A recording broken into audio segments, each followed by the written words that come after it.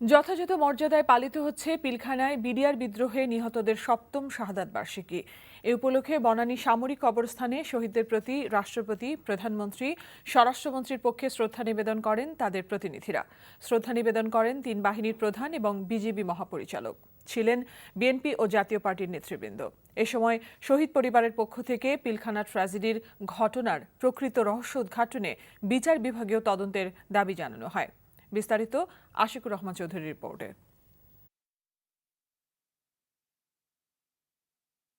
হয়েছে চাপা কান্না, কিন্তু সেই চাপা কান্না একজন মা কত সময় আর চেপে রাখতে পারবেন যখন তিনি এসে দাঁড়ান সন্তানের কবরের পাশে।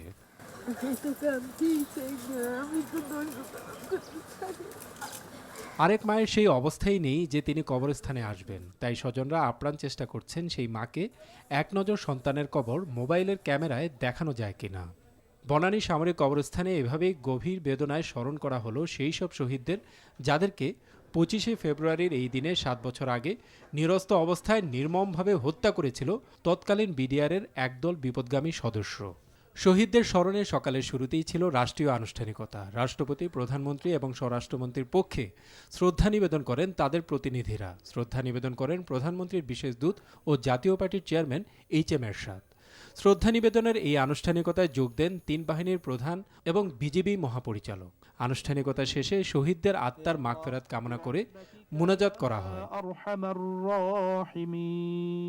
গতকাল আমাদের ওই শহীদ পরিবারের একটি স্মৃতিচারণ সভা ছিল, সেখানে এই কথাও বলেছি, মাননীয় প্রধানমন্ত্রী নিজেও ভুক্তভোগী, তিনি যদি এই বিচারের এটা আইনত সম্ভব যে সুপ্রিম কোর্টের প্রাক্তন বিচারপতিকে দিয়ে এটার যদি বিচারের একটা ট্রাইব্যুনালের ব্যবস্থা করা হতো তাহলে হয়তো অনেক ঘটনা বেরিয়ে আসতো।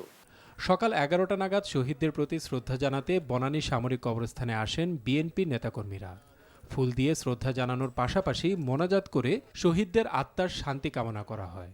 এই হত্যাকাণ্ডের ব্যাপারে একটি বিচার বিভাগীয় তদন্ত আমরা দাবি করছি, যাতে করে প্রকৃত পক্ষে কারা এই হত্যাকাণ্ডের পেছনে ছিল, নেপথ্য নায়ক ছিল, সেই সব তথ্য যাতে বের হয়ে আসে।